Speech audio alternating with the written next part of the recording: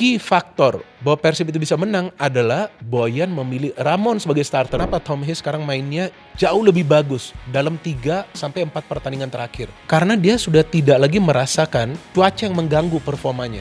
Kalau menurut gua seharusnya dan layaknya diperpanjang. Dan gue sukanya dalam hal ini bahwa pelatih diberikan kebebasan. Itu tidak mudah di Indonesia, bos. Seharusnya bagi sebuah tim gak perlu khawatir siapa yang mereka akan ketemu nanti. Even itu lawan Korea Selatan?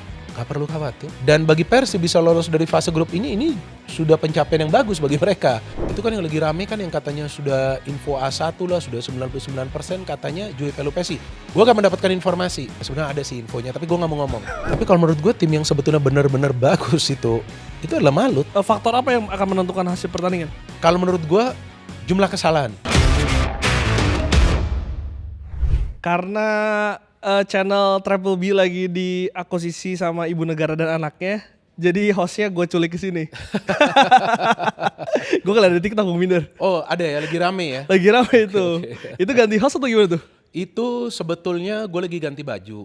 Kan mau ke studio. Studio kan di lantai atas, lantai 2. Nah ternyata gue suruh mereka kan ya tolonglah bantuin setup. Ternyata mereka sudah mulai duluan. Gue gak tahu. Udah taping duluan. Mungkin karena excited kan, Persibnya ini lolos kan dari fase grup. Dan waktu gue masuk, nah gue kaget karena itu kan kedap suara. Loh, kok ada mereka di sini? Nah tapi ya udah, diamin aja, biar aja mereka mau ngomong apa aja. Kan masa, waduh anak sendiri mau ngomong, istri sendiri mau ngomong, langsung kita marah-marah. Ya udah, gak apa-apa. Sampai mau diganti logonya. Mereka bilang udahlah kita ganti ini logo Persib. Bahaya itu, nanti ada channel baru saingannya Triple B itu. Nah itu kan gak boleh. Tapi ya gue udah ngomong, ya kalau memang kalian nanti mau buat sendiri, buat aja bikin aja sendiri. Bikin channel sendiri, tapi jangan di sini. Wah rame kalau nggak nanti sosial media. Iya. Tapi Triple B-nya jadi ganti tuh singkatannya udah banyak banget sekarang. Nah maka itu udah banyak, walaupun gue masih konsisten. Apa tuh? Binder bukan Boboto. Binder bukan Boboto. Tapi karena kemarin gue sempat main ke channel Bung Binder dan di komen itu banyak Bung yang ngomong katanya kurang lama kita bahas Persib. Iya betul. Jadi hari ini momennya pas. Iya. Gue undang Bung Binder. Thank you Bung. Udah datang ke Liputan Sport. Udah lama kita nggak ngobrol-ngobrol. Betul. Oke, makasih sudah mengundang. Yes. Dan gue cuma datang ke sini loh. Thank you. Iya, cuman ke sini. Thank you. Ya bukan karena lu juga mendukung Persib, enggak bukan, juga, ya kan? Tapi jangan dibahas di sini. Enggak, bukan. Itu kan ya gak masalah karena ada juga banyak pengamat yang sebetulnya mendukung Persib tapi kan selalu netral ya, betul, di platform manapun. Memang kita menjaga netralitas. Aja lah. Iya. Karena Liputan Sport sendiri kan udah lama juga gak bahas Persib. Gue kemarin lihat sebulanan deh. Jadi udah lama ya? Udah lama. Bung, Ramon Tanke Bung. 2 pertandingan, 2 gol di 2 pertandingan yang sangat penting untuk Persib Bandung. 1 gol melawan Borneo dan juga kemarin menjadi satu-satunya gol ketika melawan Bangkok United dan juga memastikan Persib ini lolos ke 16 besar. Pemain ini menurut Bung Binder? Sebetulnya Ramon Tanke ini walaupun kesulitan untuk mencetak gol sebelumnya, tapi kan kalau kita melihat ini pemain yang bisa nyetel dengan tim. Artinya dia adalah team player. Dia bukan individual player. Dan sebagai striker memang sebetulnya yang diharapkan adalah Ramon bisa mencetak gol. Kalau bisa mencetak banyak gol. Tapi kan di Persib itu kan selain juga dia tentu diminta untuk mencetak gol, ada juga tugas lain yang harus dia lakukan. Apa tugas-tugas lainnya? Pressing, kemudian ikut membantu ketika timnya itu diserang, ikut terlibat dalam proses membangun serangan. Dan memang kita tahu dalam beberapa pertandingan dia kalau kita bicara soal chance, banyak chance-nya. Cuman memang kan kadang-kadang kalau striker belum dapat touch-nya itu, ya akan sulit bagi dia untuk mengkonversi peluang-peluang yang dia dapat. Tapi sekali itu dia bisa lakukan finishing itu lawan Borneo, walaupun di match itu juga dia pemain yang paling banyak mendapatkan peluang. Itu yang menurut gue membuat Boyan Hodak memilih dia sebagai starter. Karena ini ada fakta yang menarik nih Glenn. Sebelum pertandingan lawan Bangkok kemarin itu, kan di 4 pertandingan sebelumnya yang selalu dipilih sebagai striker di depan itu adalah Andrew Yung. Karena sebelumnya Ramon diturunkan melawan City Sailors tapi tidak bisa mencetak gol. Berarti Boyan Hodak memilih Andrew Yung yang di 4 pertandingan selanjutnya setelah first match lawan City Sailors untuk dimainkan sebagai starter, sebagai striker. Tapi pas gue ngelihat starting lineup itu semalam, gue kaget nih gak salah Ramon yang dipilih. Oke, dia sudah skor gol lawan Borneo FC. Tapi ini kan kompetisi atau turnamen yang berbeda. Kan ini kan kita bicara level Asia. Yes. Tapi disinilah bedanya pengamat dengan pelatih. Pelatih lebih paham apa keputusan yang perlu dia ambil. Jadi yang gua kaget, oh ternyata Boyan Hodak memilih Ramon ke Bali. Tentu pertimbangannya karena dia sudah mencetak gol lawan Borneo FC.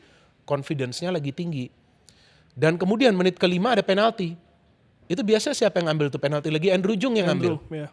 Wah, gue jadi berpikir, ini gue hanya berpikir, seandainya ada Andrew Jung, wah ini pasti dia yang akan ambil nih. Dan gue sama anak gue kan lagi nonton, nah anak gue bilang siapa nih yang ambil kira-kira kan? Karena sebelumnya Luciano miss, Clock miss, Barros miss. Terus akhirnya Barros yang ambil. Nah terus dia udah ngomong, Pak ini berat nih. Ya gue bilang ya pemain bisa miss tapi terus kan bisa convert. Ternyata kan gak masuk. Wah dia pun bilang tuh kan gue udah kasih tau gak masuk. Gue bilang gak apa-apa ini kan baru menit kelima. Tapi tentu dalam momen itu mungkin banyak yang berpikir kenapa sih Boyan gak mainin Andrew Jung. Mungkin lah ada yang berpikir karena gue berpikir seperti itu. Tapi baru 5 menit masih ada 85 menit jalannya pertandingan. Tapi ternyata Ramon itu bisa menjawab kepercayaan dari Boyan Hodak. Dan memang dia tidak mendapatkan banyak peluang. Tapi itu satu momen yang memang perlu dia manfaatkan. Artinya apa yang Boyan Hodak lakukan itu adalah untuk kebaikan tim. Dia yang paling paham pemain mana yang menurut dia paling siap bukan saja secara fisik tapi juga mental. Sehingga dia pilih sebagai starter. Nah menurut gue salah satu key faktor bahwa Persib itu bisa menang adalah Boyan memilih Ramon sebagai starter. Bukan karena hanya 1 gol. Tapi dari begitu banyak peluang, yang gue lihat dari statistik itu 8 peluang on target termasuk penalti. Itu 1 aja gol. Artinya betul dong, Ramon itu memang adalah pemain kunci yang bisa mengkonversikan peluang tersebut. Walaupun memang kritikannya banyak, tapi memang Ramon ini kan salah satu striker yang termaafkan lah Bung. Walaupun baru mencetak gol setelah pertandingan kesekian, ke-11 setelah 15 pertandingan baru bisa mencetak gol, tapi memang involvementnya itu sangat luar biasa ya Bung ya? Iya betul sekali karena dia adalah striker yang bekerja keras. Tipe striker seperti ini sebetulnya banyak juga di dunia sepak bola. Tapi yang gue ngelihat Ramon ini punya fisik yang sangat kuat. Artinya dia menjadi pemain pertama yang akan melakukan pressing bagi Persib. Jadi striker agresif seperti ini memang dibutuhkan Persib Bandung ketika mereka mau main yang namanya high pressing. Sebab di pertandingan semalam Persib high press. Yes. Maka itu di 21 menit awal jalannya pertandingan tuh Persib bisa menciptakan 8 peluang. Dimana dari 8 peluang itu 3 kena tiang, salah satunya yang penalti itu. Ya, ya. Dan 2 gol ini kan tercipta dari bola-bola udara. Dan itu kalau kita lihat ketika gol ke gawang Borneo itu dia agak sedikit goyang padahal itu secara badan ya Bung. Tapi bisa melesakan gol dengan power yang begitu kencang. Memang ini kelebihan dari seorang Ramon? Karena kalau gue melihat cara Ramon main itu, mau sesulit apapun situasi dan kondisi, dia akan coba untuk memanfaatkan setiap kesempatan yang dia dapat. Karena dia lagi kesulitan mencetak gol. Nah ini juga suatu plus point bagi striker ketika dia kesulitan mencetak gol, dia akan berjuang habis-habisan. Bagaimana caranya gue bisa memecahkan ini deadlock. Nah itu yang dilakukan Ramon dalam situasi-situasi yang sulit. Apakah gol semalam itu gak sulit? Sangat sulit bagi dia. Untuk bisa dia cari angle diving header. Timing juga. Kapan dia harus move. Harus masuk ke ruang terbuka itu sebelum pemain tim lawan itu membaca pergerakan dia. Jadi memang karena kesulitan dia untuk mencetak gol, dia berjuang habis-habisan bagaimana caranya gue bisa mencetak gol dan membantu tim gue itu meraih kemenangan. Nah ini yang gue ngelihat sebetulnya bukan cuma ada di Ramon. Tapi di semua pemain Persib, kecuali yang kita tahu sekarang sudah tidak masuk ke skuad, William Marsilio. Itu yang membuat Boyan Hodak mengambil keputusan yang sangat tegas, tidak memasukkan dia ke dalam skuad. Bung, tapi penasaran deh, kalau Bung Bindo sebagai pengamat ya dan juga komentator melihat tipikal permainan Andrew Jung dan juga Ramon, apa yang membedakan Bung? Kalau gue ngelihat perbedaannya adalah kalau gue perhatikan Andrew Jung itu dalam duel-duel di udara itu pada saat situasi set piece memang juga bisa menyulitkan para pemain tim lawan untuk merebut bola. Ramon juga memang bagus, dia ada dapat juga 1 peluang tuh semalam yang dia hampir cetak gol di menit-menit awal itu dari heading kan yang bahaya sekali. Tapi Andrew Jung ini bisa menjadi pemain yang memantulkan bola, bisa menjadi pemain yang menghalangi pemain tim lawan back line itu untuk bisa merebut bola di udara. Dan Andrew Jung walaupun permainannya itu berbeda dengan Ramon karena Ramon ini kan punya speed ya. Andrew ini kan beda ya tipe pemainnya. Tapi ini dua pemain punya kemampuan untuk membaca permainan dari rekan-rekannya. Artinya mereka bisa ikut terlibat dalam movement of the ball dan movement with the ball. Cuman bedanya Andrew dengan Ramon ini yang kalau gue perhatikan, mungkin juga gue salah, bahwa memang sih kalau dari segi finishing nih Andrew ini lebih tenang. Itu aja sih gue ngelihat dia. Perbedaannya maka itu di ACL 2 tuh dia sering mencetak gol, bahkan dari penalti pun dia mencetak gol. Memang dia pemainnya tuh lebih cool lah. Bagaimana caranya dia harus mengambil posisi untuk melakukan finishing, karena jumlah peluang dari Andrew di setiap pertandingan dibandingkan dengan jumlah peluang dari Ramon, itu lebih banyak peluangnya Ramon. Karena dia tipe striker yang berbeda, yang agresif gitu. Tapi Andrew Jung ini lebih stylish lah, istilah kerennya seperti itu. 23 tembakan, 14 off target, dan juga kemarin itu ada 9 on target, Bung. Ya, Dan oke. hanya menciptakan 1 gol. Ya. Apa yang Bung bener lihat dari statistik ini? Ini sebetulnya bukan pertama kali Persib sulit mencetak gol. Lone City Sailors juga hampir mirip seperti ini statistiknya. Tapi hanya mencetak 2 gol dan kebobolan 3 gol. Ini kan sudah menunjukkan bahwa conversion rate dari Persib ini memang saat ini lagi rendah. Karena memang dua striker Andrew Jung dan juga Ramon sebetulnya nih belum konsisten dalam mencetak gol. Bukan berarti karena mereka dirotasi, enggak. Coba gak selalu Andrew Jung bisa mencetak gol dalam beberapa pertandingan beruntun. Sama juga dengan Ramon, kita bicara anggapnya di Liga nih.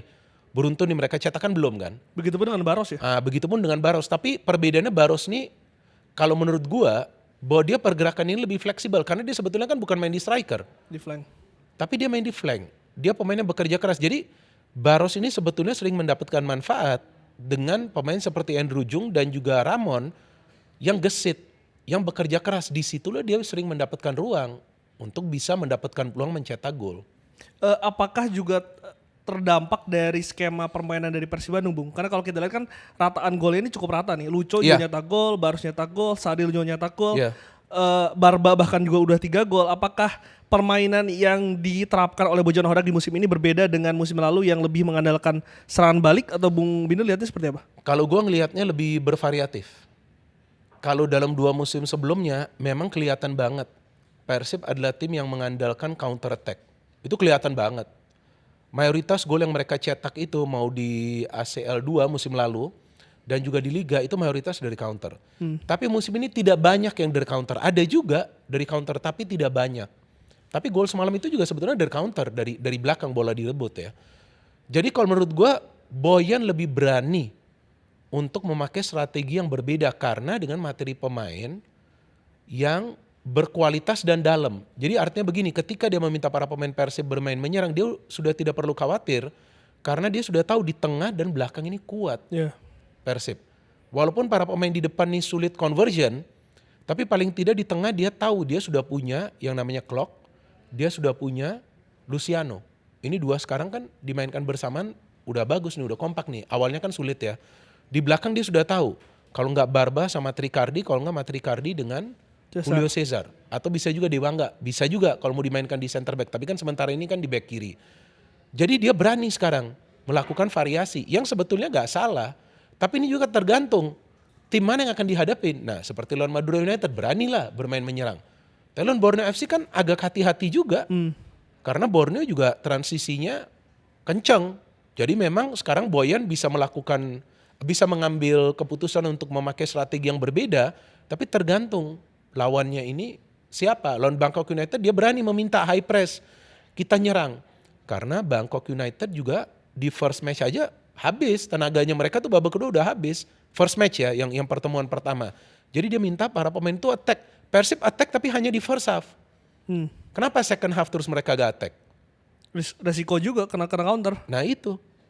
Jadi dia tahu ketika dia minta para pemainnya itu ngegas habis-habisan. Pokoknya kita harus cari itu 1 gol pertama. Coba dia minta para pemain. Gas lagi. Habis sudah di menit ke-80 pasti. Karena pasti Bangkok akan coba untuk main counter kan. Karena yang paling terlihat tuh walaupun kemarin ketika melawan Lion City away, Persib itu bisa untuk mengontrol pertandingan, Bung, lebih dominan dalam bola. Betul. Itu yang tidak terlihat di musim lalu ketika mereka lebih bermain low block dan juga mengandalkan serangan balik dari Ciro dan juga David da Silva. Iya betul, karena musim ini Persib punya pemain-pemain yang berkualitas di tengah yang punya jam terbang. Seperti Luciano, Tom Hay, dan kemudian digabung dengan Maklok. Maklok juga sekarang terlihat bermain lebih nyaman. Kemudian kita lihat dari pertahanan, hampir semua pemain Persib itu bisa kasih passing-passing yang akurat. Mulai dari Barba, beberapa kali Barba tuh bisa build up dari pertahanan, Matricardi, Julio Cesar, ada Franz Putros, ada juga Reinders. Jadi ini juga yang membuat para pemain Persib itu berani untuk menahan bola lebih lama daripada musim lalu atau musim sebelumnya lagi, di mana lebih banyak para pemain Persib itu main one touch passing. Tapi ini juga tergantung situasi. Ketika ada pemain seperti Beckham Putra masuk, Sadil masuk, main lagi tuh one touch passing. Nggak mau lama lagi kuasain bola. Karena tipe pemain yang masuk tuh sudah berbeda dan ini plus point bagi Persib. Jadi pemain tim lawan tuh bisa kaget juga kok. Tadinya main possession, tahu-tahu main one touch passing. Semalam itu kan sama. First half possession habis, second half coba satu passing, dua passing, satu passing, dua passing kebuka pertahanan Bangkok. Nah itu jadi ini lagi-lagi nih tergantung pemain-pemain mana saja yang main. Ya ini gak gampang sebetulnya bagi Boyan Hodak. Gua aja udah pusing nih ngomong begini. Dia gak gampang sebetulnya loh ini bagi dia. Oh mau mainin pemain ini, terus kita rubah ya cara bermain begini.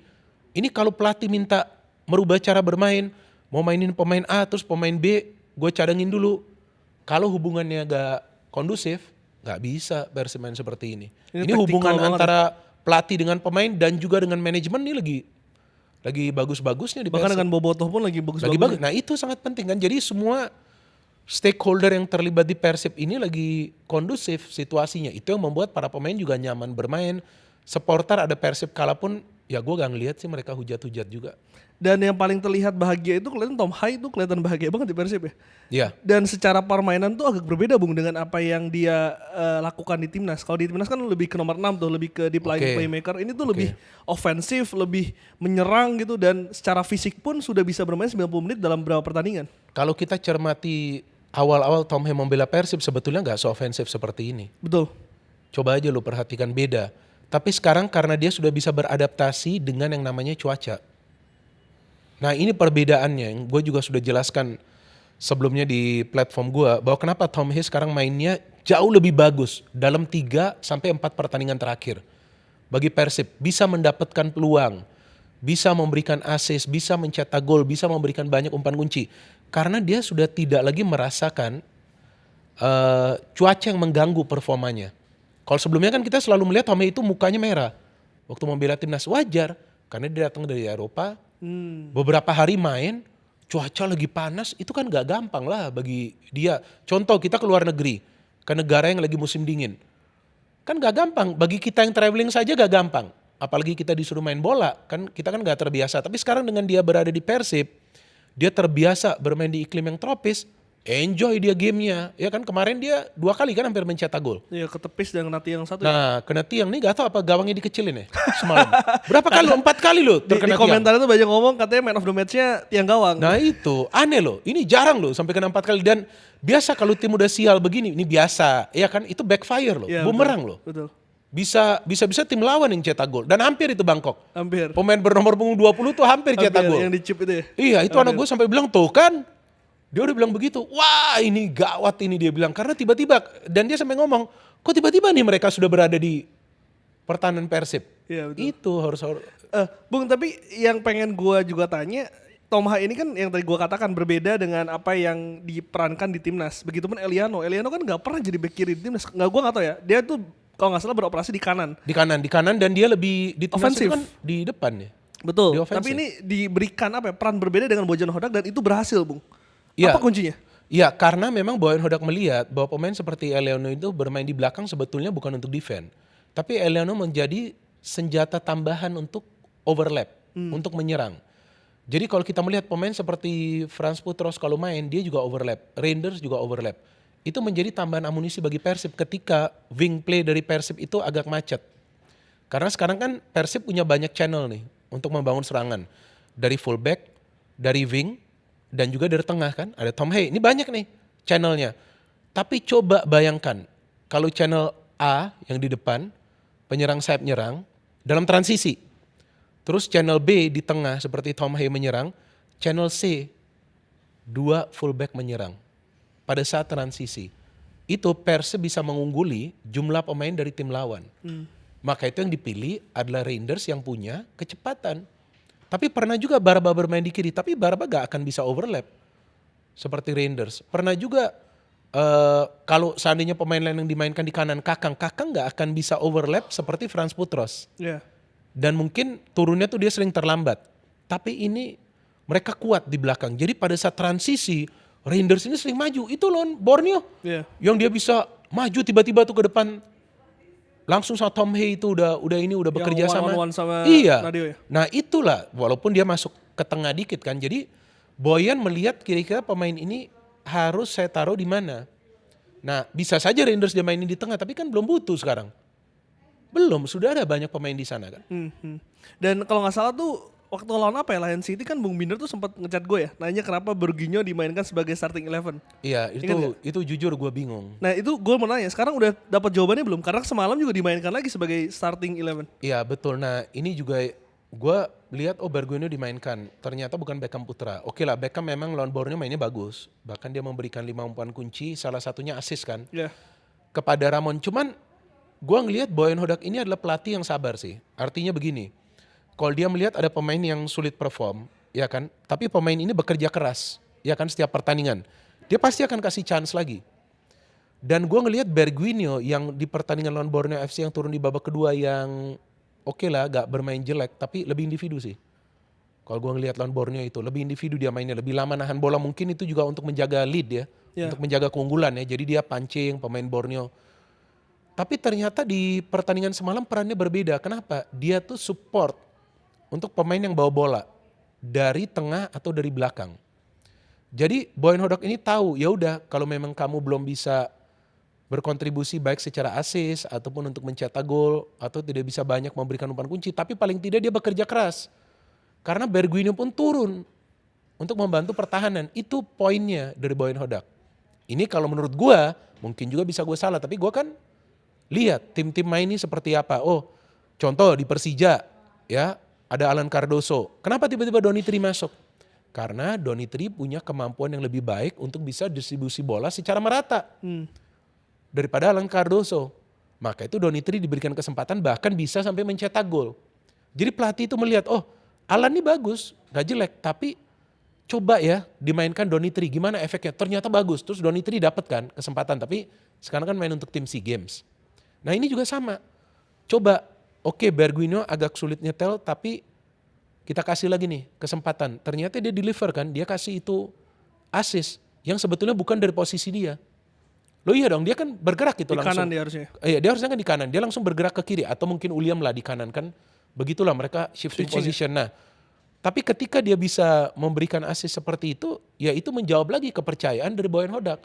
Jadi setiap pemain yang diberikan kesempatan untuk tampil harus memberikan kepercayaan kepada pelatih bahwa memang dia bisa memberikan kontribusi bagi timnya. Tapi Jorginho itu kan sempat dimainkan sebagai free role di belakang striker sebelum pertandingan melawan Borneo. Lawan apa ya, Bu? Enggak, ada pernah sekali dan itu bermain cukup baik sebetulnya. Cukup baik, tapi kalau lu perhatikan dia banyak ini juga waste chances juga. Yang sebetulnya itu ada chance untuk bagi bola tapi dia pilih shooting. Ternyata di save, ternyata melayang. Nah, bagi Persib ini kalau menurut gua pemain-pemain seperti itu tidak akan memberikan efek yang positif karena Persib ini adalah tim yang mengandalkan kolektivitas sejak dilatih oleh Boyan Hodak dan juga sebelumnya nih dengan Robert Rini dan juga Luis Mia. Coba pemain-pemain yang egois gak akan bisa di sana. Ciro pun semua membagi bola, David pun sama begitu, gak ada yang bisa main egois. Jadi memang dia melihat bahwa pemain ini team player, ya maka itu dipilih posisi yang pas bagi dia. Gue tuh kemarin nonton ya di stadion ketika melawan Borneo. Memang ada satu momen tuh memang si Bojan ini manggil si Jorginho. Dan setelah dia dipanggil tuh memang kayaknya ada arahan untuk delay bola, Bung. Itu mungkin yang gak dilihat Boboto di layar kaca ya? Ya, gue juga gak ngeliat. Karena memang saat akhir-akhir itu kan memang dia delay bola, dia kayak gak niat kan. Betul ya. Mungkin menurut gue sih ada arahan dari Bojan ya. Seharusnya pelatih itu kan yang berada di pinggir lapangan kan melihat mungkin ada pemain yang tidak cepat memberikan passing ya. Nah, memang harus dia tegur sih.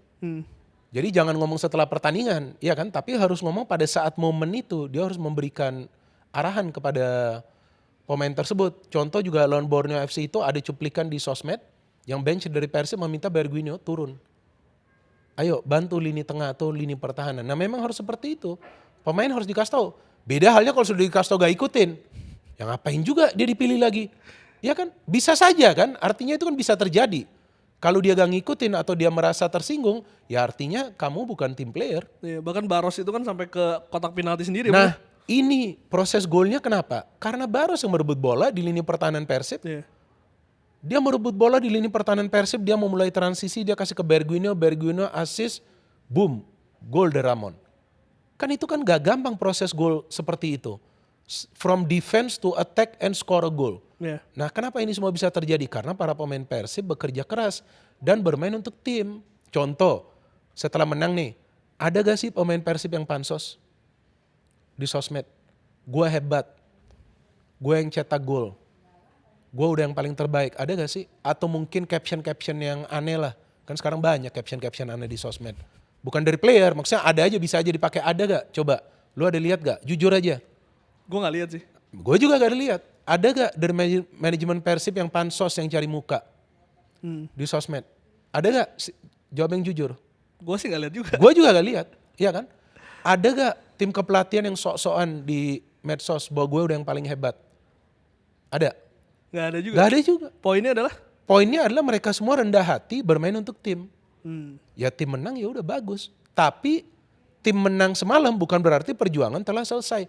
Masih jauh ini perjuangan, bukan cuma di ACL 2 tapi juga di Liga. Poin yang gue ingin buat bahwa semua pemain di Persib, tim kepelatihan dan juga manajemen itu bekerja untuk kebaikan tim, bukan untuk ketenaran masing-masing.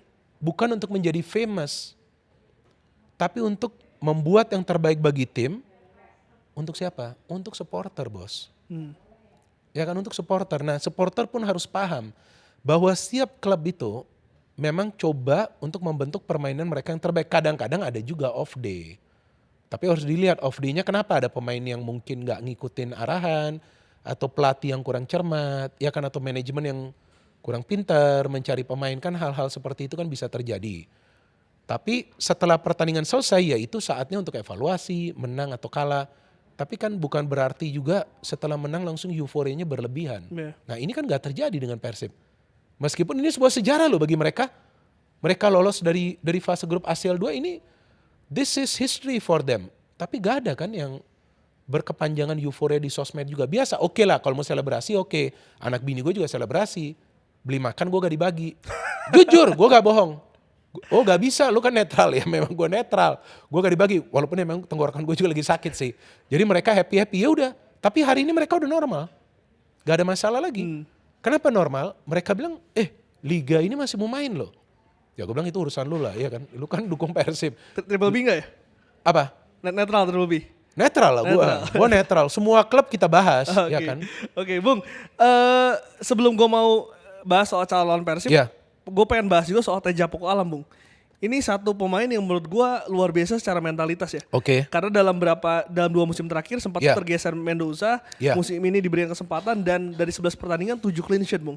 Iya betul, dan di pertandingan semalam pun dia yang maju dari garis gawangnya secara cepat. Udah gak ragu-ragu lagi nih, secara cepat itu menutup ruang bagi pemain bernomor punggung 20 tuh dari Bangkok tuh, sehingga dia chopnya ketinggian. Memang secara mentalitas dia bagus, secara shot stopping dia oke.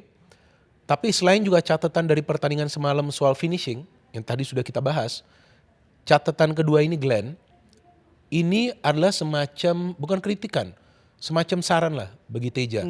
Dan tentu tim kepelatihan sudah tahu lah, sudah tahu lebih daripada gua, bahwa dalam situasi build up, coba lihat semalam, situasi build up gak bisa. Dia gak bisa melakukan itu dengan tenang. Nah ini yang harus dia segera perbaiki. Ya kan, bukan artinya gue mengatakan dia penjaga gawang yang gak akan bisa build up. Enggak bisa, kenapa gak bisa? Itu bagaimana ketenangan dijaga. Karena memang banyak kiper-kiper kita yang lokal memang gak semuanya bisa build up. Nah dia bisa, ya kan, tapi Hernando Ari aja gak bisa. Coba lihat waktu Persebaya kemarin itu, lawan PSM gak bisa dia build up. Ya kan gak semua kiper bisa. Si Hilmansyah bisa, Riza Arya bisa, Cahaya Supriyadi bisa. Nah memang gak semua. Tapi harus memperbaiki itu. Karena ada beberapa momen harusnya tuh build up dari belakang. Tapi Teja lemparnya karena mungkin khawatir jauh. Ya kan, jauh itu gak dapet juga ke teammate-nya. Terus kali pernah ada situasi di mana bola tuh bisa saja dioper ke dia, tapi bola dikeluarin oleh Klok. Karena khawatir juga ada pressure dari para pemain Bangkok. Nah artinya itu satu hal yang perlu diperbaiki oleh Teja Pakualam. Selain itu memang dia adalah kiper yang baik. Memang tidak ada perfect player. Tapi kalau seandainya itu build up bisa dilakukan dengan baik, wow ngeri bos. Iya. Persib kalau bangun dari belakang. Karena Kevin Rey sebelumnya bisa melakukan itu. Dan back-backnya pun bisa melakukan itu. Itu cuman ketika kiper gak confident mereka juga tahu gak bisa kita kasih ke kiper. Karena itu nanti bisa saja nanti terjadi kesalahan. Kemungkinan seperti itu. Tapi overall gue ngelihat Teja bukan soal mental saja yang kuat. Tapi Teja ini coba kalau perhatikan berisik. Iya. Teriak terus dia ke pemain-pemain belakang. Bukan teriak marah. Ngomong, kasih tahu, coba tutup sana, tutup sini, ini itu. Artinya komunikatif dia oke nih. Komunikasi dengan backline itu sangat penting. Apalagi kalau nanti tiba-tiba backline gak bisa ngambil bola. Wah itu pasti ke dia kan bola. Nah itu situasi yang harus dia jaga. Bojan ini kan kalau nggak salah kontraknya selesai di Mei 2026 Bung. Artinya udah Tahun depan. Tahun depan, udah 6 Iya. bulan lagi kan. Iya. Udah pasti harus diperpanjang. Itu seharusnya yang jawab manajemen, bukan gua kan. Menurut pengamat? Kalau menurut gua seharusnya dan layaknya diperpanjang. Untuk berapa tahun ya itu kembali lagi negosiasi antara manajemen dengan Boyan Hodak. Bukan saja karena sebelumnya sudah 2 kali back to back champion. Tapi caranya dia bisa menjaga ruang ganti. Ini sangat penting, kita tahu Persib is a big club. Jadi pelatih yang masuk pun harus bisa menjaga ruang ganti, bukan artinya teriak-teriak saja. Tapi menjaga hubungan lah, baik dengan para pemain, komunikasinya bagus. Dia tahu kapan dia harus menegur pemain, dia tahu kapan dia harus memberikan apresiasi, kapan dia harus bercanda. Nah ini ada semuanya di Boyan Hodak. Jadi memang kalau gue ngelihat dia pelatih yang sangat pintar secara teknis dan juga sangat baik secara non teknis. Tapi di saatnya tegas, dia harus mengatakan itu. Seperti yang lagi-lagi gue ulangi kepada William Marsilio. Dan gue sukanya dalam hal ini bahwa pelatih diberikan kebebasan. Itu tidak mudah di Indonesia bos. Lu sendiri tahu lah. Tidak mudah untuk dilakukan itu. Tapi apakah manajemen marah dengan Boyan Hodak? Ketika Boyan Hodak mengatakan ada pemain yang tidak mengikuti instruksi dia. Gak ada dari manajemen apa-apa ngomongan. Iya. Ya gak apa-apa, ikutin aja pelatih. Dari dulu memang Persib begitu. Memang begitu, gak pernah tuh. Pelatih ngomong apa, manajemen ngomong apa. Ini sepengetahuan gue, kalau gue salah silakan dikoreksi. Beberapa klub juga seperti itu. Ketika pelatih ngomong, ya udah ikutin aja. Pelatih ngomong apa. Memang harus seperti itu. Jadi kasih keleluasan bagi pelatih karena dia yang paling paham. Dan dia yang paling tahu bagaimana caranya untuk bisa menyatukan para pemain ini dalam satu tim. Jangan sampai ada satu pemain yang nanti bisa mengganggu kolektivitas. Maka itu manajemen juga oke, kalau memang William ini menurut Anda gak cocok, ya udah. Itu keputusan secara teknis kan yang sebetulnya sudah diberikan beberapa chance sebelumnya, bukan one match terus udah gak boleh main lagi. Kan ini sudah beberapa kali itu dilakukan oleh pemain yang sama dan ini juga adalah warning bagi pemain-pemain lain. Nah, lu lihat hati-hati loh. Ya kan istilahnya kan begitu. Iya. Maka itu banyak yang menanyakan kepada gua, siapa pemain bintang di Persib? Gak ada. Siapa? Tom He, ada juga Luciano yang bagus. Iya. Luciano ada juga Maklok yang bagus. Siapa? Julio Cesar? Enggak, ada juga Matricardi. Ya kelihatan lah kemarin ketika Semua. pergantian pemain pun kan yang masuk Nggak bagus Sandi juga. Ramdhani, Beka Putra. Bahkan hampir cetak Julio gol juga. Cesar, Iya. Iya, itu. Artinya kan ini Persib tuh sedang lagi di tren yang positif ya Bang. Iya. Baik itu pemain, pelatih tadi udah disinggung, manajemen. Iya. Secara hasil juga sedang Iya. baik. Dan data yang gua baca kemarin, 3 pertandingan di ACL ini ada 63 ribuan bobotoh yang hadir Oke. langsung ke stadion Bung. Di home. Di home. Oke, ini Di home. 3-3 Ini home. di luar away. Kalau away kita Oke, tahu oke. ada Iya. berapa Iya. bobotoh Masih ke sana. ada. Betul. Iya. Gimana Bung Binder melihat dukungan ini terhadap prestasi Persib hingga pertengahan musim ini? Sebetulnya kan dukungan dari Boboto ini kan memang dari musim-musim sebelumnya juga baik. Kecuali ya kita tahulah beberapa waktu yang lalu adalah. Gesekan. Komunikasi yang tidak begitu baik berjalan dengan manajemen kan. Tapi sekarang kan ketika sudah kondusif ya memang inilah yang dibutuhkan Persib. Gue selalu mengatakan bahwa supporter itu adalah pemain ke-12. Jangan menganggap supporter itu adalah orang-orang yang menjadi perusak. Enggak juga, mereka cinta tim mereka dan mereka perlu didengar. Kalau manajemen klub nggak mau dengerin supporter, terus siapa yang dengerin mereka? Kecuali memang udah ngomongannya yang udah gak jelas, ya kan? Kalau ngomongin yang udah gak jelas, siapa yang mau dengerin mereka? Tapi kalau masih apa yang mereka sampaikan itu logis, ya dengarkan mereka. Apa yang sebetulnya mereka inginkan untuk kebaikan klub? Kan nggak mungkin mereka mau klubnya hancur, ya kan? Pasti mereka mau klubnya baik. Tapi sebaliknya supporter pun harus menjaga ketertiban di dalam stadion. Itu juga harus mereka jaga seperti di ACL 2. Fine-fine saja kan mereka menjaga. Jadi ini vice versa juga. Saling membutuhkan. Saya membutuhkan. Saling membutuhkan. Jadi ketika memang manajemen juga terbuka dengan supporter, mereka hadir di dalam stadion dan itu yang membuat kaki para pemain tim lawan juga sedikit banyak gemeter, bos. Iya. Gak gampang main, apalagi bagi klub seperti Bangkok United. Kapan mereka pernah bermain di kandang mereka dengan puluhan ribu supporter? Mungkin data resminya berapa, 63. Nah, mungkin lebih yang hadir. Dan kita gak tahu. Iya. Iya kan? Ini gak gampang bagi pemain-pemain tim lawan. Dan ini kan 16 besar itu masih akan bermain di bulan Februari kalau nggak salah. Awal ya? Februari. Dan Second itu week, kayaknya second week. Second week dan itu Iya. home away. Ya, home away dong. Lawannya ketika ini di tapping belum tahu karena Undian. malam ini masih grup-grup lain masih bermain tuh. Dan kalau nggak salah undian nanti. Undian betul. Undian Januari. Yes, tapi kalau misalkan kita lihat ini ada beberapa lawan. Kalau Gamba Osaka tuh di grup sebelah udah pasti juara grup. Artinya nggak akan ketemu tuh sama Persib Ketemu Bandung. runner up kan. Nah, Pasti kan potnya kan beda kan. betul. Artinya kan runner up itu ada beberapa tim, Bung. Ada dari Vietnam, ada dari Ratchaburi di Thailand, ada yang paling berat tuh kalau nggak salah Pohang Steelers. Tapi itu dari Pohang Korea masih ada Selatan. one match. Masih belum pasti. Masih ada one match. Nah, kalau Bung Binde lihat calon-calon lawan Persib ini di 16 besar, seperti apa peluang Persib Bandung nanti? Nah, kalau menurut gua ini jujur ya, bukan artinya gua kan mengatakan ini dari point of view seorang pengamat. Seharusnya bagi sebuah tim gak perlu khawatir siapa yang mereka akan ketemu nanti. Event itu lawan Korea Selatan? Gak perlu khawatir. Sepak bola itu kan penuh ketidakpastian. Sekarang anggap aja Persib ketemu klub dari Korea. Apa jaminannya klub dari Korea itu akan menang? Kan gak ada jaminan. Betul kan? Dan bagi Persib bisa lolos dari fase grup ini sudah pencapaian yang bagus bagi mereka. Karena mereka maunya yang pertama kita lolos dulu. Nanti kita lihat lawannya itu siapa, nanti dipelajari lagi kan, dianalisa lagi. Jadi gue pikir seharusnya gak perlu khawatir tentang calon lawan. Oke, boleh dipikirkan kira-kira siapa nih.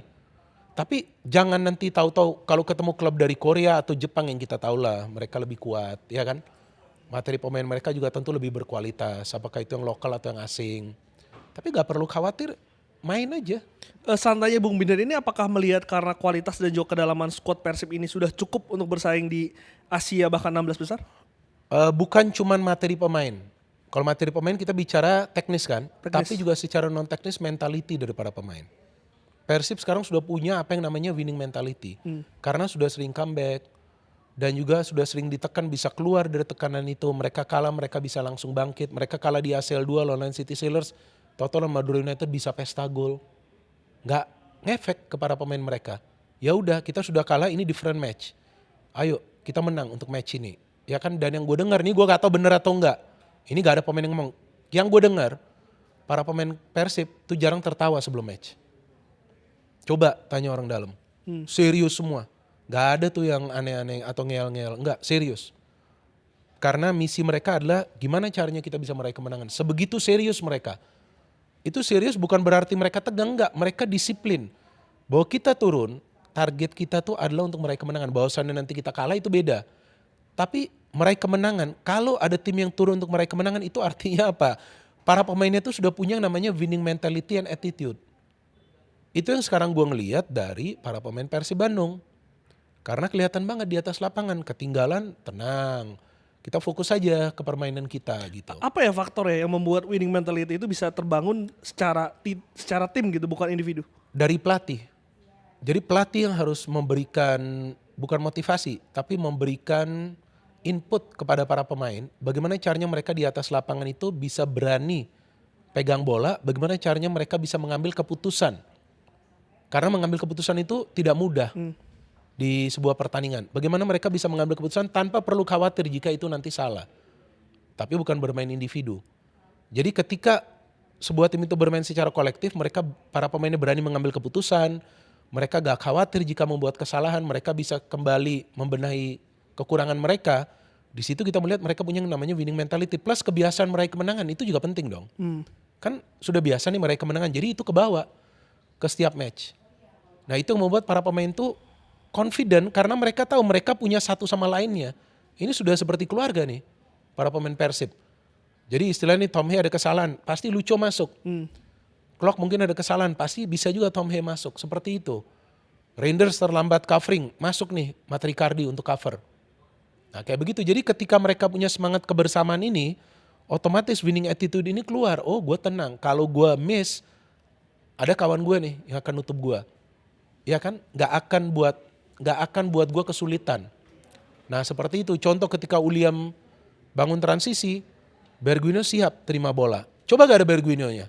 Ketika Bergwijn terima bola, bukan dia kasih kembali ke William yang sudah lari cari ruang, tapi dia tahu Ramon ada di tengah, dia langsung kasih bola ke Ramon. Jadi ini semangat kebersamaan ini yang membuat mentalitas dari para pemain Persib ini kuat, bahwa mereka yakin mereka punya kemampuan untuk mereka menang. Walaupun faktanya gak mungkin juga menang setiap match, ya gak? Pasti nanti ada juga draw atau kalah, tapi kalau tim pemain-pemainnya gak punya winning mentality, itu yang akan membuat mereka khawatir di atas lapangan. Wah takut nih ambil keputusan, nanti salah, nanti gue kebobolan tim gue. Nah itu. Tapi kelihatan sih Bung dari footage yang dikasih sama Persib gitu ya di sosial media, banyak pemain yang memiliki jiwa kepemimpinan. Nggak hanya 1-2 pemain Bung. Tom Hai suka demikian, Julio Cesar juga kelihatan, Mark Locke ada di situ, bahkan seorang Lucho juga di situ. Ini juga artinya ruang ganti itu yang menjadi pemersatu pemain-pemain ini. Artinya kan para pemain ini bijak kalau mereka punya sifat leadership. Berarti mereka wise, mereka tahu bagaimana caranya untuk menjaga harmonisasi dari ruang ganti ini. Berarti mereka satu sama lainnya tentu membantu dalam memberikan saran, memberikan masukan. Apalagi pada saat latihan, itu yang sangat penting. Mereka harus tahu bahwa bagaimana caranya mereka bisa menjaga irama permainan mereka di atas lapangan. Jadi saling memberikan arahan. Dan di belakang itu kalau kita lihat ada Barba, ya kan itu sosoknya kelihatan banget, karakternya kuat kan. Pemain dari Italia kan begitu, karakternya kan kuat-kuat. Ada si Julio Cesar, ada Franz Putros juga, ya kan ini semua pemain-pemain yang berkarakter. Kalau banyak pemain yang berkarakter di atas lapangan, artinya mereka akan coba untuk memberikan saran dan masukan kepada satu sama lainnya. Contoh, Tom Hay dengan Beckham Putra, bagus itu. Mereka berselisih, itu bagus. Tapi setelah itu selesai, ya kan? Artinya apa? Mereka saling membantu satu sama lainnya. Gak apa-apa, berdebat aja. Itu biasa terjadi di atas lapangan. Bukan artinya terus dorong-mendorong, itu kan berdebat. Itu menunjukkan bahwa mereka ingin timnya itu menang. Itu aja poinnya. Jadi memang ini team spirit di antara para pemain Persib ini lagi bagus-bagusnya. Dan kalau ini bisa dijaga sampai akhir musim, ya kita lihat nanti seharusnya ada prestasi bagi Persib. Butuh pemain tambahan nggak? Karena tadi gue sebelum wawancara podcast ini, Kang Adit sempat ngomong sudah hampir pasti ada pemain baru di fase kedua. Kalau menurut Bung Binder, posisi mana yang rentan ataupun dibutuhkan untuk ditambah pelapisan, Bung? Ini sebetulnya agak membingungkan. Oke lah, Persib tentu akan coba untuk mencari pemain baru ya. Tapi kalau di depan kan sudah ada Ramon, Andrew Jung, William Barros, ada Sadil, ini kan yang biasa bermain di sayap dan juga sebagai striker, ada Beckham Putra. Bergwijn apa di tengah kali ya? Bergwijn di flank berapa kali? Mungkin di tengah kali pemain baru. Di tengah. Itu kan yang lagi rame kan yang katanya sudah info A1 lah, sudah 99% katanya Joey Pelupesi. Gue gak mendapatkan informasi. Ya sebenarnya ada sih infonya, tapi gue gak mau ngomong. Karena sebelumnya gue ngomong soal ini Justin Hubner, itu kan lagi nego. Ya gue gak mau ngomong sama klub mana. Terus kan gak jadi. Tapi kan gue memang dapat itu info. Ya kan, abis itu di roasting gue. Akhirnya Justin Hubnernya kan ngaku memang ada pendekatan dari klub Indonesia. Makanya itu gue gak mau ngomong. Gue tahu infonya, nanti kita lihat siapa yang Persib bawa. Udah, karena gak tahu ini nanti jadi atau enggak. Tapi menurut Bung Binder, feeling gue di tengah. Feeling gue di tengah. Kenapa tuh? Maksudnya? Ya takutnya kalau ada pemain yang cedera. Kedalamannya masih agak tipis di tengah ya? Bukan soal kedalaman saja. Kalau nanti ada pemain yang gak fit. Kalau ada pemain yang gak fit kan perlu ada ini. Tambahan pemain lagi kan. Betul dong. Ini sekarang nih. Luciano Klok. Tom Hay. Oke. Siapa lagi yang di tengah yang bisa. Let's say Dewangga lah. Ada Malis. Oke, ada Malis. Ya, ada Malis lagi cedera kan sekarang. Yeah. Terus hanya ada ini 3. Kalau ada yang cedera lagi gimana Pak? Kalau misalkan betul Joey Pelupesi itu datang ke Persib Bandung, apa nilai tambah yang bisa diberikan untuk tim? Nilai tambahnya adalah kedalaman di lini tengah. Karena secara taktikal, secara teknik? Nah begini, karena kalau lu perhatikan, beberapa kali Persib itu pada saat kena counter, McLeod atau Luciano sering banget out of position. Kalau Tom Hay enggak, dia kan ofensif. Tapi kalau Joey ketika main di timnas, posisi dia tuh sangat dekat dengan defense. Dan dia ketika timnas bermain pragmatis, kan pernah dengan Kluivert juga bermain 3 center back kan, gak bisa ditembus bos. Gak bisa ditembus itu dia. Nah sosok seperti itu ideal. Tapi bukan gue yang ngomong A1 atau 99% ya kan. Jadi Ini menurut Triple B, boy ideal. bukan, maksudnya gue gak ada ngomong info A1 Joey pasti ke Yes. sana. Walaupun gue Kalau- ada infonya, ya Yeah. kan. Tapi ya kita lihat nanti dia jadi atau enggak. Kalau dia masuk, ya itu pemain yang memang udah ideal untuk Persib. Belakang siapa Glenn? Tercover atau maybe kiper.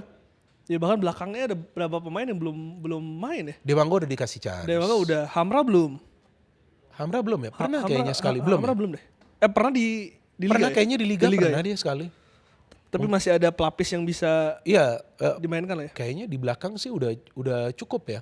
Franz Putros juga bisa bermain center back. Adam masih ada kesempatan untuk bersaing dengan Teja. Adam Pritzbeck. Nah ini yang gue gak ngerti sih. Kalau yang gue dapat informasi sih katanya gak fit.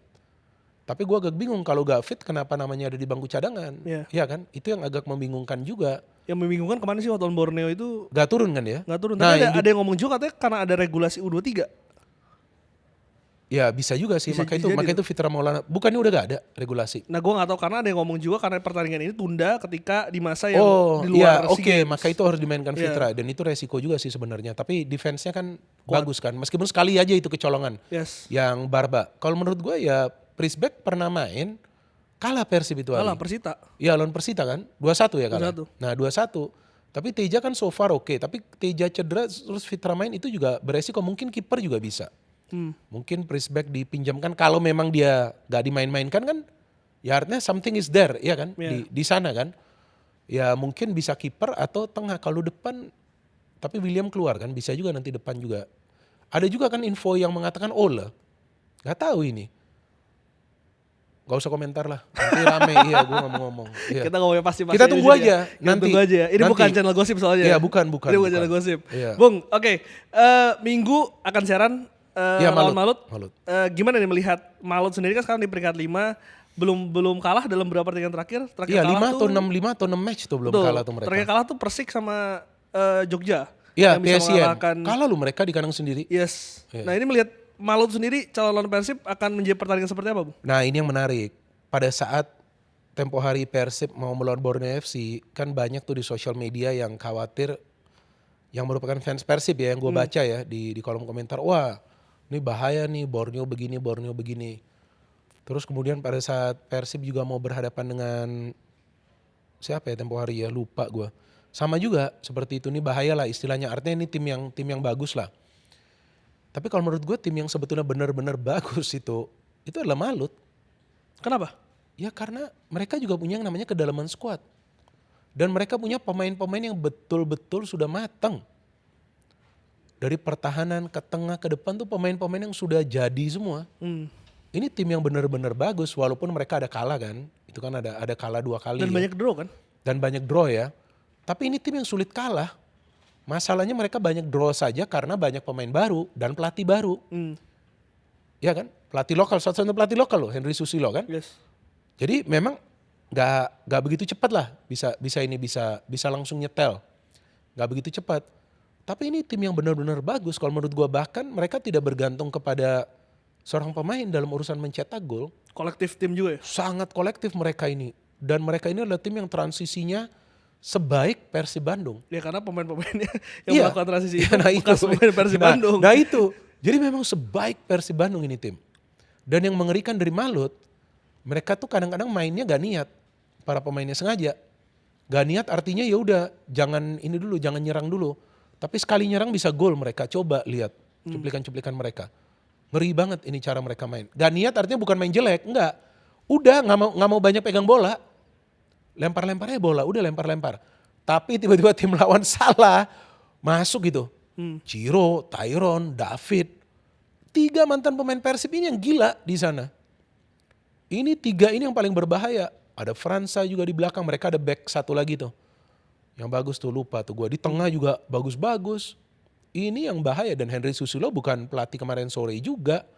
Sangat berpengalaman dia. Ini yang Persib akan kesulitan nanti hadapin. Ini prediksi mungkin juga salah ya. Apalagi mainnya di Malut ini kan. Ini mainnya di Malut kan. Di Malut. Ini akan berat bagi Persib. Faktor apa yang akan menentukan hasil pertandingan? Kalau menurut gue jumlah kesalahan.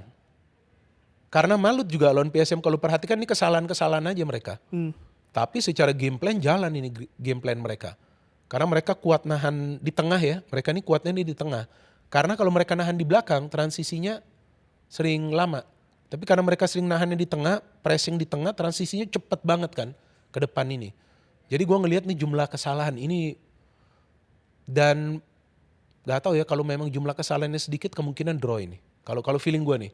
Feeling lu draw? Karena ini akan hati-hati, Malut juga gak mau kalah ini. Di kandang sendiri, dan musim lalu kan Malut udah ngomong dulu. Kita gak mau kasih Persib juara kan. Iya. Dan kalah. Di Ternate, dan kalah, betul. Mainnya kayak apa? Biasa aja. Persib kan mainnya kan nyerang apa ini, karena Persib kan mau juara, kalau menang kan juara pada saat itu, atau imbang ya, kalau nggak salah imbang. Karena hasil pertandingan lain tuh beda kan hasilnya. Tapi kan Malut yang mainnya biasa aja, tahu-tahu mereka yang cetak gol kan. Dan mereka salah satu tim yang sering mencetak gol dari set piece. Oke. Ini kan hasilnya akan juga menentukan nanti poin di Oke. papan atas, Bung. Borneo sendiri kan ini luar biasa tim, 11 kali Iya, main, 11 kali menang. Tapi kemarin akhirnya kalah 2 kali dari Bali dan Iya, juga dari Persib Bandung. betul. Apa yang terjadi? Kalau menurut gua, Borneo mainnya gak jelek juga lawan Persib Bandung. Karena itu strategi mereka mau main defense, counter. Cuman kan dalam hal ini kita lihat juga para pemain kesulitan untuk bisa menguasai bola di tengah. Nah ini salah satu kesulitan mereka. Dan gua ngelihat mereka berani bermain menyerang. Pada saat mereka ketinggalan tuh mereka berani mengambil resiko untuk menyerang. Nah ini yang kadang-kadang bisa membuat mereka kesulitan untuk mendapatkan poin. Contoh ketika mereka sudah unggul lawan Persib, mereka enak aja tetap main seperti biasa aja. Nggak mau parkir bis mereka, walaupun memang baru cetak gol di babak pertama kan. Jadi gue ngelihat para pemain ini memang lebih berani menyerang daripada untuk mengamankan situasi. Ya mungkin karena masih awal musim ya. Tapi sebetulnya strategi itu sebelumnya kan berhasil. Berhasil ya. Mereka bisa menang. Tapi bagaimana ketika mereka ketemu tim yang defense-nya itu kuat? Karena waktu lawan Persib mereka peluangnya cuma 2 itu on target. Cuma 2. Satu dari Vinicius yang mencetak gol. Satu lagi kaki kiri itu. Siapa itu? Tendangan si Volley. Juan Villa. volley. Juan Villa ya? Juan Villa ya? Gak tahu, lupa. Juan Villa. Nah itu. Cuman itu 2. Karena defense-nya kuat. Lawan Bali, defense-nya kuat. Nah waktu ketemu defense yang kuat, mereka akan sulit mencetak gol. Persebaya akan menjadi lawan yang sulit? Karena kan abis ini akan melawan Persebaya tuh tandang ke Gelora Bung Tomo. Persebaya problemnya kan sekarang kan belum ada pelatih mereka kan. Belum ada. Gak tahu sampai gue belum cek lagi ya. Belum ada ya? Gue belum cek ya. Setahu gue masih caretaker ya, Ustonawawi ya.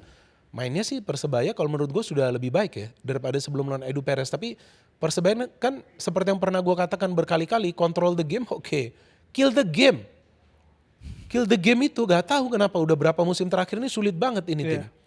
Padahal dengan sekarang adanya Uston, gue ngelihat lebih banyak peluang Persebaya ini bisa menciptakan yang on target.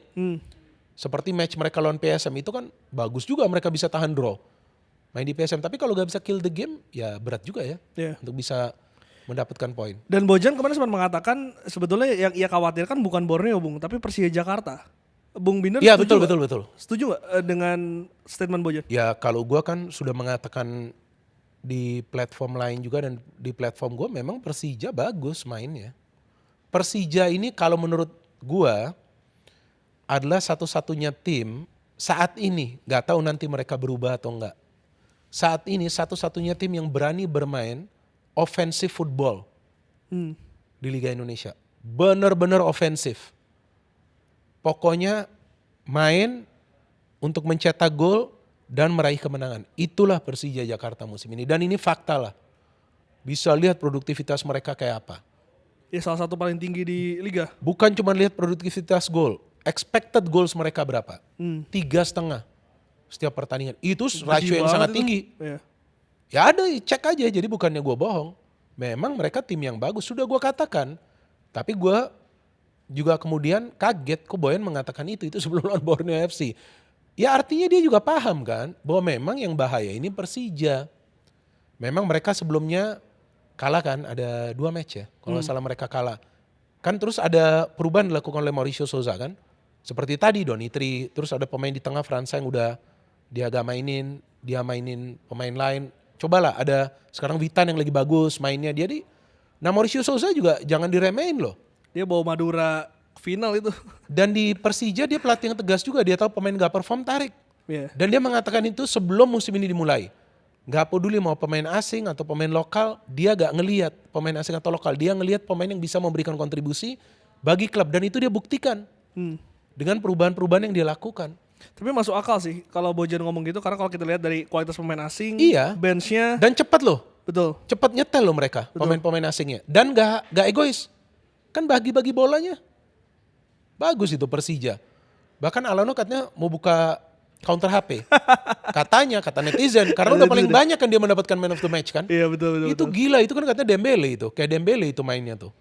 Ngeri, apalagi yang terakhir itu dia cetak gol selebrasinya. Wah, ini yang gue lagi tunggu-tunggu, Persija lawan Persib Bandung. Januari ya? Wah, Januari. ini mah kayaknya gue harus nonton di stadion.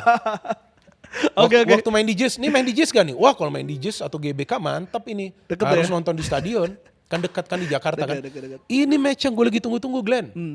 Ini bakal dahsyat ini. Apakah itu juga akan menentukan nanti kandidat juara di musim ini? Kalau di putaran pertama kan belum.